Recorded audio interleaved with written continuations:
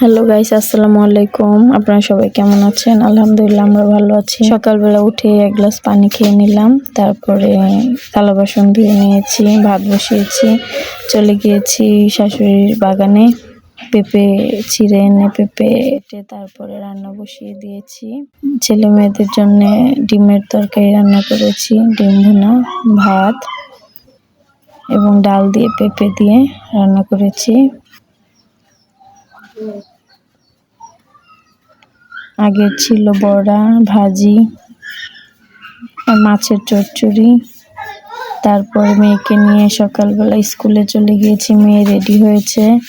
মেয়ের খুবই মন খারাপ ছিল, তো ভিডিও করার পরে তার মন অনেক ভালো হয়ে গিয়েছে।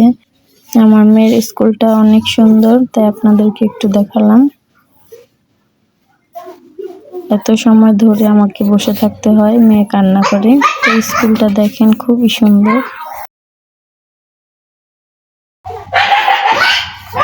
তবে স্কুল ছুটি হয়েছে, আজকে ছাতা নিতে ভুলে গেছি, তাই বৃষ্টিতে ভিজে ভিজে এসেছি।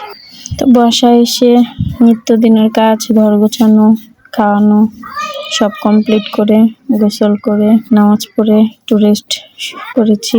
তারপরে 5টা ছেলে মেয়ে চা খাবে, মালাই চা, তো বানিয়ে ফেললাম মালাই চা। তার সাথে বিয়াই বাড়ির সেমাই